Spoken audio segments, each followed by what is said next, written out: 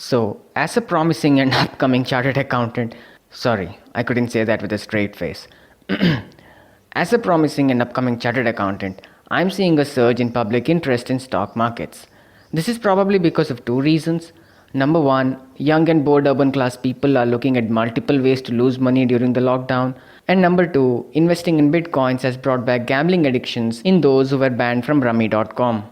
A lot of people saw the show Scam 1992 and found their interest in stocks that way, but they missed the whole point of the show, which was to let people know that the Times of India can be a reliable newspaper for once. Some say it is easy to invest in Mukesh and fantasize about Neeta, but it's easier said than done.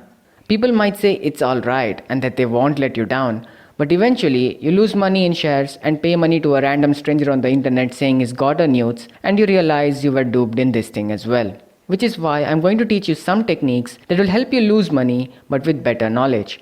So if you're looking at investing long term, which I assume most of you are, because let's be honest, who has time to sit for hours and watch some numbers move up and down like a loser?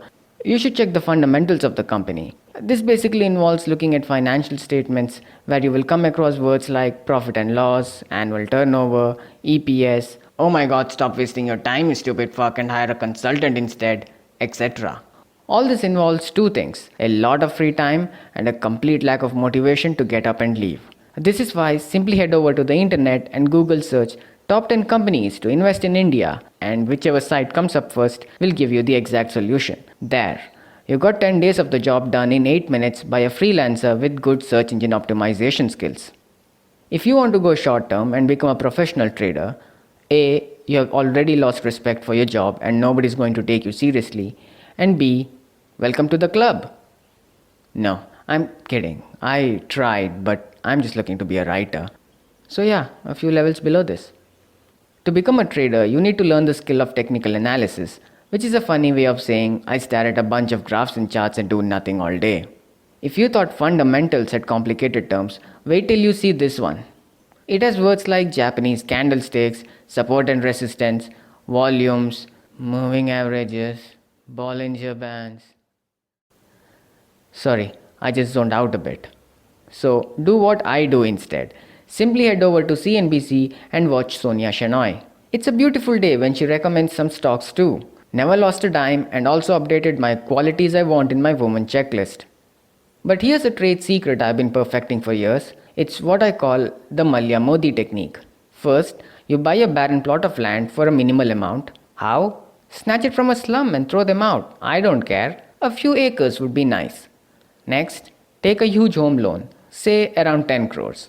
Invest most of it in shares from Google search and use whatever is left to buy a fake passport and open a bank account in the Cayman Islands. Sell whatever you own. Yes, including your grandma's ashes. There's a market for everything if you're brave enough to search. And with all that amount, pay off the loan officer when he realizes you are a few installments short. I would be careful with how you treat him.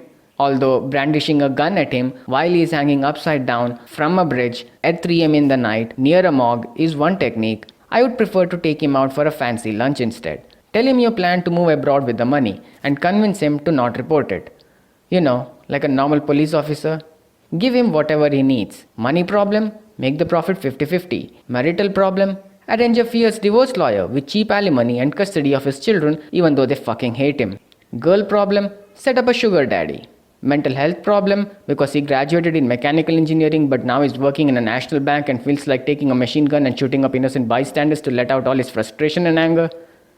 I don't know, a ticket to America perhaps.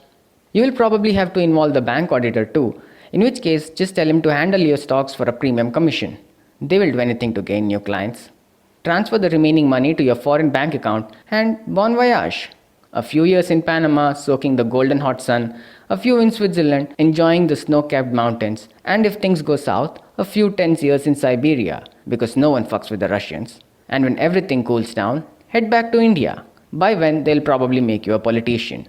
Have a safe flight.